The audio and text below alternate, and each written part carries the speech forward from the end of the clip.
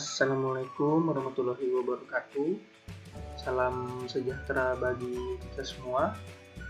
Pada video kali ini saya akan menjelaskan tentang fungsi dan tools dasar dari aplikasi Statistical Product and Service Solution atau kita kenal dengan istilah SPSS, di mana versi yang saya gunakan pada aplikasi IBM SPSS ini merupakan versi 25.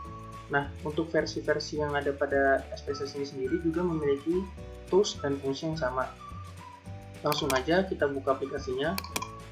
Nah, di sini pada saat kita membuka aplikasi, maka akan muncul dua layer sebagai berikut. Di mana pada layer pertama ini merupakan layer dataset, dan layer yang kedua ini sebagai layer output. Nah, jadi fungsi dari dataset ini sendiri merupakan untuk menginput data ataupun mengolah data yang ada, serta variabel yang akan kita tentukan. Sedangkan output ini merupakan hasil dari data yang sudah kita input dan kita olah, yang dimana menunjukkan sebagai hasil akhir dari data yang sudah kita olah. Langsung saja kita menuju ke layer dataset. Nah, pada layer dataset ini terdapat dua lembar kerja, di mana ada data view dan juga ada variable view. Nah, kalau untuk titik utama dari SPSS ini sendiri merupakan variable view. Mengapa? Karena pada variable view ini di mana kita akan membuat variabel apa saja yang akan kita masukkan, serta membuat variabel-variabel baru yang kita inginkan. Untuk sebelumnya kita akan membahas tentang apa saja menu bar dan title bar yang ada di aplikasi SPSS ini sendiri. Nah, untuk menu bar yang ada di sini pertama ada menu file, ada menu edit, ada view, ada data, ada transform, ada analyze, ada graphs, ada utilities, ada extension, ada window, dan juga ada help. Untuk menu bar di sini file, seperti kita lihat di sini ada menu export, di mana fungsi dari export ini adalah misalkan kita ingin memasukkan suatu data dari Excel ke dalam SPSS, maka kita dapat menggunakan export ini dari Excel, data yang sudah ingin kita masukkan tadi, maka kita masukkan ke aplikasi SPSS. Nah, di sini juga ada menu new dan juga ada open. Selanjutnya di sini ada edit. Fungsi dari edit ini sendiri adalah untuk mengedit data yang sudah kita input. Nah, misalkan kita mau menghapus data yang ada, maka kita dapat memilih menu edit. Kemudian di sini ada view, ada status bar, ada toolbars, ada menu editor, ada fonts, dan ada grid line, serta customize variable view, dan juga ada data. Kemudian di sini juga ada menu data, di sini juga ada menu transform, dan juga ada menu analyze. Nah, analyze ini sebagai menu yang dimana menentukan analisis statistik apa yang akan kita lakukan.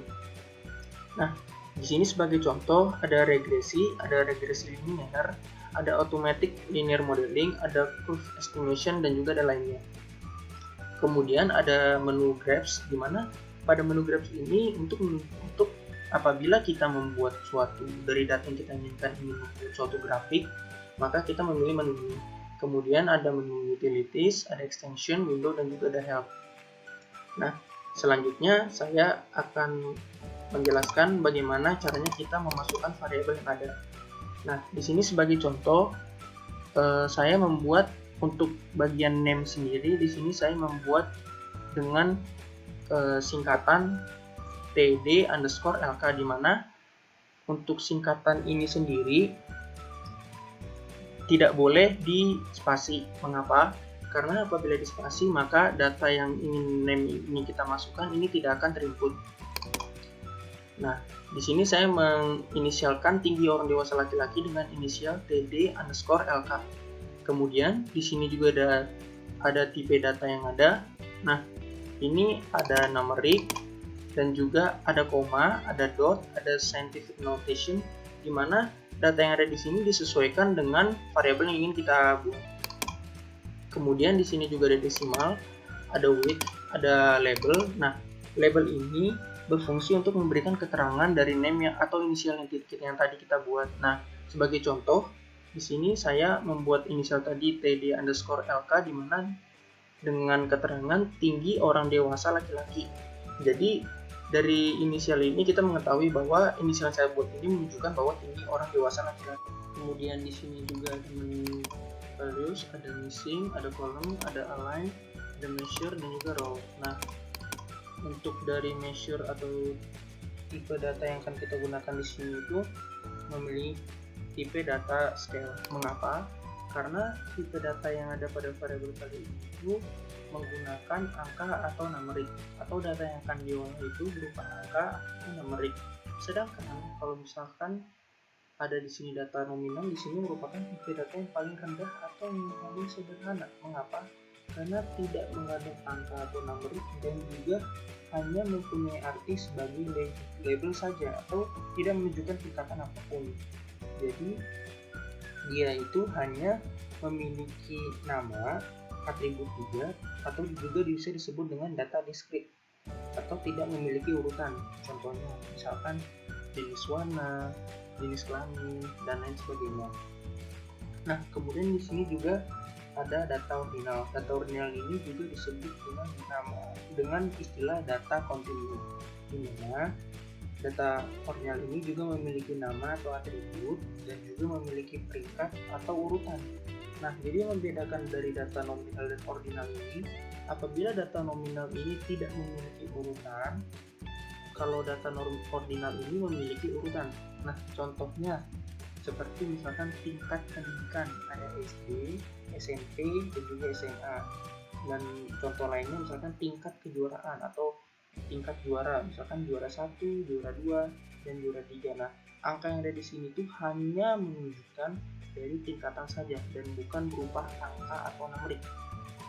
Kemudian setelah kita selesai dalam mengolah atau menginput dari data dari variabel yang sudah kita inginkan, di sini saya akan membuat contoh misalkan nama, di mana nama di sini akan saya berikan label atau keterangan adalah nama responden.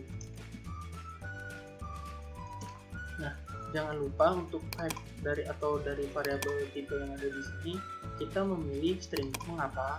Karena dari data yang ada di sini nanti hanya berupa nama responden atau hanya berupa huruf saja dan tidak mengandung angka ataupun urutan. Kemudian setelah selesai kita dapat memilih dari measure tipe data di sini secara otomatis terpilih secara nominal karena hanya berupa huruf atau tipe data yang paling rendah.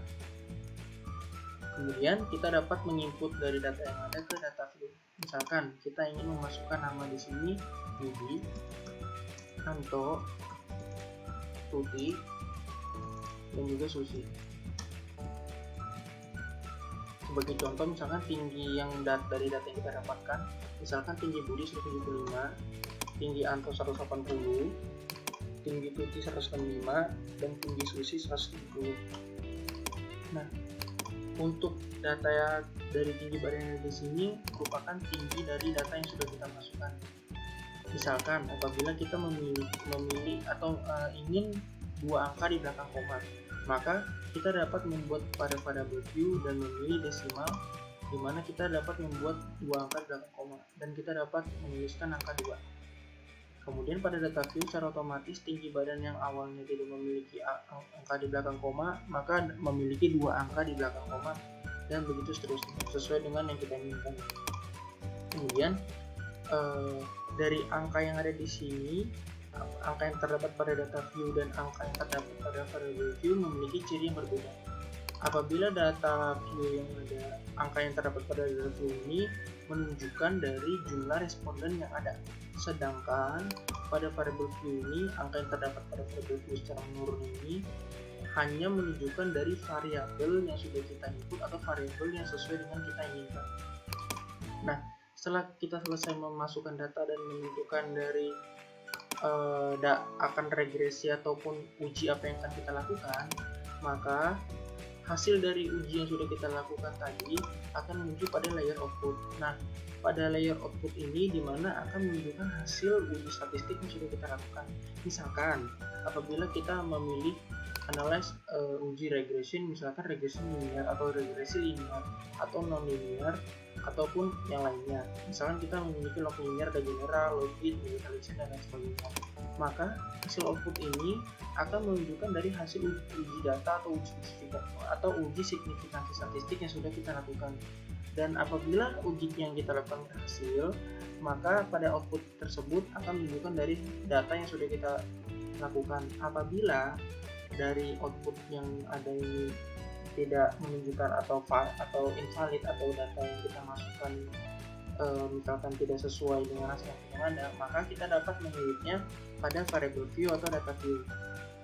Kemudian apabila kita sudah selesai dalam memasukkan data ataupun mendapatkan hasil dari output yang ada, kita dapat menyimpan data kita pada save as.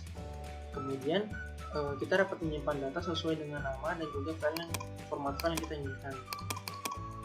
Akan tetapi apabila kita memilih save data as, maka data dari output yang ada ini tidak akan masuk dalam file yang kita simpan. Oleh sebab itu, apabila kita inginkan data output ataupun semua layer ini dapat tersimpan secara otomatis, maka kita dapat memilih file, kemudian dapat memilih menu save as all data. Secara otomatis data yang ada pada kedua layer yang tadi sudah kita buka ini yang kita inginkan, maka akan tersimpan sesuai dengan yang kita inginkan. Kemudian kita dapat menekan save. Sekian tutorial singkat mengenai khusus dan fungsi dari SPSS yang ada. Kurang lebihnya mohon maaf. Assalamualaikum warahmatullahi wabarakatuh.